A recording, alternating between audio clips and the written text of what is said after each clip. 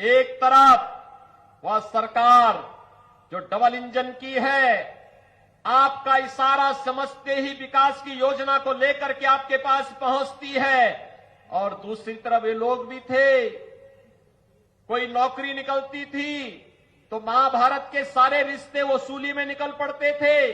कहां चाचा, कहीं भतीजा, कहीं और कोई नातेदारी रिश्तेदारी, ये सभी निकल पड़ते थे वसूली पे। प्रदेश के युवा उससे वंचित रह जाता था।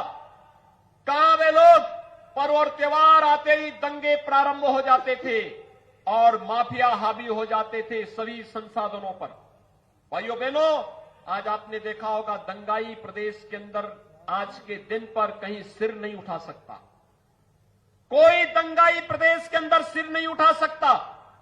और यही नहीं, जो बड़े बड़े भूमाफिया गरीबों की जमीनों पर कब्जा करते थे, जो भूमाफिया, जो खनन माफिया व्यापारियों का अपहरण करते थे, जबरन खनन करने का कार्य करते थे, आज जब उनकी अवैध कमाई पर सरकारी बुलडोजर चल रहा है तो उनको भी लगता है कि अवैध कर रहे कार्य का नतीजा भी अवैध तरीके से उसका निस्तारण भी हो जाता है। और यही नहीं, अभी आपने देखा होगा पहले की सरकार और अब की सरकार में अंतर साफ है, फर्क साफ है। पहले राम भक्तों पर गोलियां चलाई जाती थी और अयोध्या में अब राम मंदिर के भव्य निर्माण का कार्य प्रारंभ होता है। यही अंतर है। पिछली सरकारें राम भक्तों पर गोली चलाती थी, वर्तमान सरकार राम भक्तों पर पुष्प वर्षा करती है और भगवान राम के भव्य मंदिर के निर्माण के कार्य को आगे बढ़ाने का कार्य करती है। पिछली सरकार कांवड़ यात्रा पे रोक लगाती थी और वर्तमान सरकार प्रधानमंत्री मोदी जी के मार्गदर्शन में काशी विश्वनाथ धाम का भव्य निर्माण कराती है और उससे जुड़े हुए श्रमिकों पर प्रधानमंत्री जी के द्वारा पुष्प वर्षा की जाती है। याद करिए, 2017 के पहले प्रदेश के अंदर किस प्रकार की अराजकता थी। पर्व और त्योहार नहीं मनाए जा सकते थे।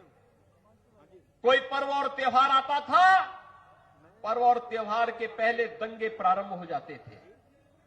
बड़े बड़े दंगे होते थे। इस सोनभद्र में भी दंगे हुए थे।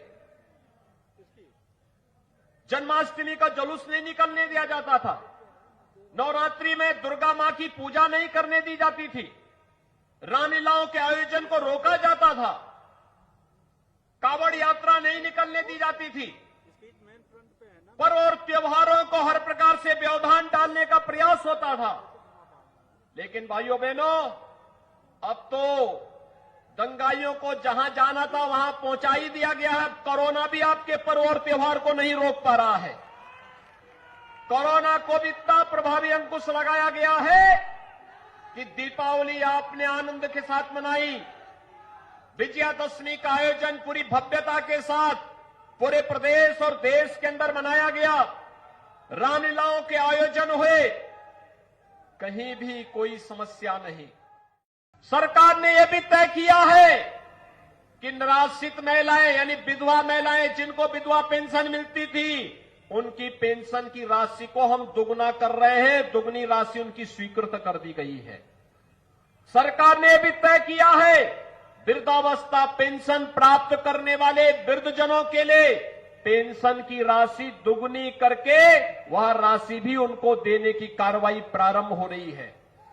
दिव्यांगजनों की पेंशन की राशि को हमारी सरकार ने 300 से पहले 500 किया और अब 500 से हर महीने 1000 रुपया हर दिव्यांगजन को सरकार पेंशन देने का कार्य करेगी, जिससे किसी दिव्यांगजन को किसी के सामने हाथ फैलाने की नौबत ना आने पाए।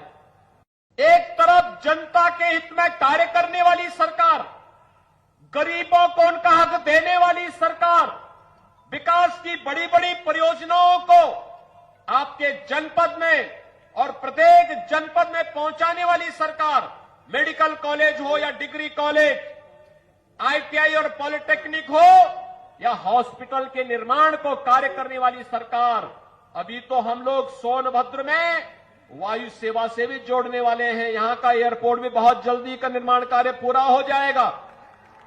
यहां के हमारे विधायक और सांसद लगातार हमसे इस बारे में कहते थे, युद्ध स्तर पर कार्य चल रहा है और बहुत शीघ्र सोनभद्र का एयरपोर्ट भी प्रारंभ होगा। तो सोनभद्र में ही बैठ करके लखनऊ और दिल्ली की यात्रा और मुंबई की यात्रा सोनभद्र से ही आप 1 घंटे के अंदर कर लेंगे। जो यात्रा अब तक आपको पहुंचने में 8, 10, 12 और 15 घंटे लगते थे, भाइयों बहनों, आने वाले समय में इस यात्रा में 1 घंटे के अंदर इस दूरी को तय करने में आपको मदद मिल जाएगी।